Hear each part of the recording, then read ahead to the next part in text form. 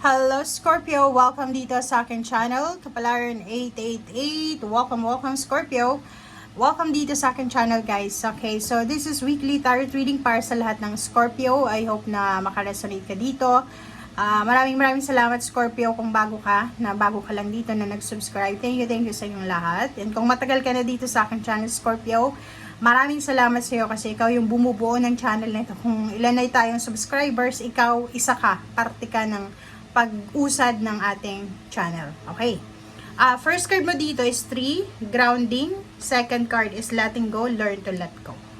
Alam mo yung grounding is being humble. Okay? Grounding is being humble, being authentic. Sa linggong ito, sinasabi sa iyo Scorpio na as much as possible, alisin natin yung pride natin.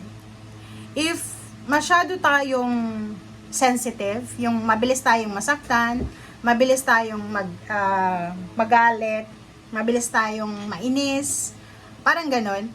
As much as possible, iwasan mo yon. Okay? Letting go, meron tayo, Scorpio, meron ka, na parang gustong-gustong mangyari sa buhay mo. Okay? And napakahirap mo itong i-let go. Napakahirap mo tong, like, for example, pangarap mo siya nung bata ka pa, or ang pwedeng makaka-relate dito na Scorpio is yung halimbawa, nakatapos ka or nakapagtapos ka ng isang doktor, or isang nurse, isa kang professional. Okay? Sabihin natin, board passer ka. Tapos, ang tagal mo nang naghihintay, pero walang chance sa sayo na makapagtrabaho gamit yung profession mo. Walang available eh. Parang nakikipag-rat race ka. Siguro several years ka ng ganyan, nakikipag-rat race ka. So it's time for you na to accept it. To let go. Let go, learn to let go. And be humble na tanggapin natin. Acceptance na siguro hindi to para sa akin.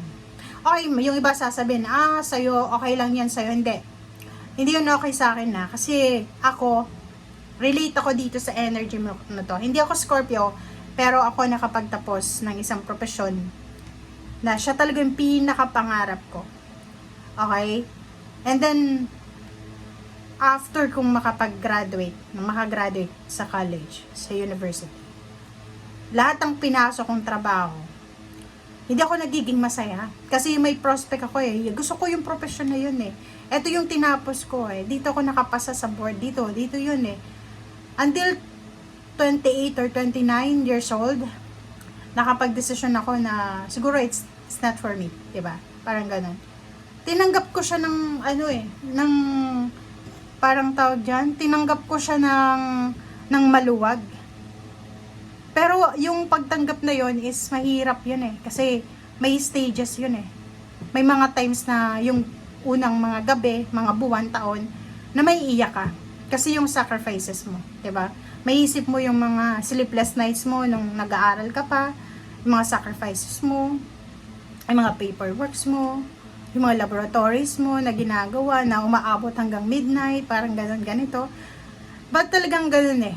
'Di ba? So this week kung ano man 'yan na parang feeling mo linalaban mo siya, pinaglalaban mo siya pero hindi talaga eh. It's either relationship, job, career, emotion, environment, mindset. Talagang dito sinasabi, learn to let go. Be humble to let it go. Be humble to accept it. Okay? Okay, tapos na tayo dito. Ace of Swords, tsaka Queen of Swords. So, puro siya information. Nakikita ko sir dito na nag-aantay ka. Okay? You're waiting for someone. You're waiting for something na pwedeng maging dahilan para makaalis ka dito sa situation mo na yan. Kasi, ang feeling mo stagnant ka, ang feeling mo stuck up ka.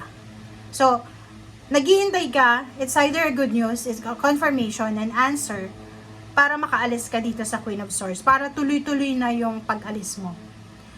But, nakikita ko sa'yo dito, halimbawa, promosyon, kasi emperor to eh. It's either promosyon yung hinaantay mo. Sinasabi ng baraha na siguro this week makakaramdam ka ng disappointment kasi siguro hindi pa ngayong linggo yung promosyon na hinihintay mo. Kung about family naman, you're disappointed kasi yung ini-expect mo na asawa, na boyfriend, na girlfriend, hindi yun yung nakuha mo. Yung parang mga dreams natin, hindi yun yung nakuha nyo. So parang medyo disappointed ka, feeling lost, parang ganon. Okay? So, the Emperor dito, sinasabi ng birahan na be strong. Be strong. Kasi itong Emperor na to, isa siya sa barahan na nagsasabi na kailangan mong maging malakas kahit mag-isa lang.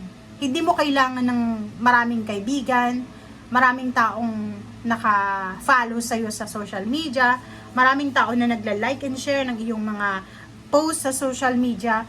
Kaya mo yung sarili mo. But, be careful kasi minsan, may mga tao na nasasanay silang mag-isa. And, pagdating ng araw, parang mas aloof na sila sa ibang tao. Mas gusto nila mag-isa lang. But mayroon din ng mga tao na hindi nabubuhay na mag-isa lang. Okay? Okay. Third row na tayo.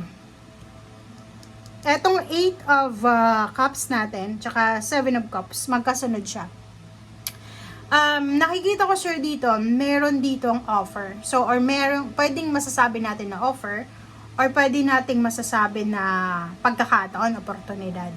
May oportunidad ka na makapag-travel abroad for work or for business, for leisure, for vacation, parang ganon. But be careful dito sa 7 of Cups. Kasi minsan, yung ino-offer sa atin, yung palagay natin, gusto kong mga ibang bansa. Gusto kong lumipat ng career, ibang company, kung nasa ibang bansa ka na. Akala natin ang bilis lang, madali lang kasi parang ganon. But, pag nandun ka na, marirealize mo na dapat nag-isip pala ako. So, dito sinasabi na kung may ino-offer sa yung relocation, travel, movement, transition ng buhay mo, mag-iingat ka, mag-iisip ka muna ng mabuti bago mo yan tanggapin. Okay? Okay. Sa loob ng trabaho. Sa loob ng trabaho, meron ditong Scorpio na posibleng makakatanggap siya ng proposal, love proposal or wedding proposal from someone na katrabaho niya, is either boss niya, or kakilala ng boss niya, or kung sino man ito na related sa kanya. Okay? So, sa usapin din na trabaho, kung sobrang dami, workaholic, or marami kang ginagawa araw-araw, gabi-gabi sa trabaho, may isang tao dito na pwedeng willing siya na tulungan ka sa kung ano man tong trabahong ginagawa mo. Okay? 3 of Wands and then 9 of Cups. Ang ganda nito kasi meron dito na Scorpio na siguro 3 years, 3 months ka na naghihintay tungkol sa good news, tungkol sa pamilya mo, sa parents mo, sa siblings, sa kaibigan or karelasyon. Ang posibleng matatanggap mong balita. So, nakikita ko sir dito, pwedeng 3 months or 3 years ka nang naghihintay ng balitang ito. And luckily, this week, matatanggap mo yung balitang ito na, uy, alam mo, si ganyan ganito, nakapasa sa ganyan. Uy, alam mo, si ganyan ganito. So, part of your family, it's either friends or acquaintance, basta importante itong tao sa'yo, na parang tinuturing mo siyang kapamilya. So, kung ano man tong good news na to tungkol sa kanya, na masaya, masaya ka rin. Okay? Comment down below if you resonated. Okay? Thank you guys. Bye!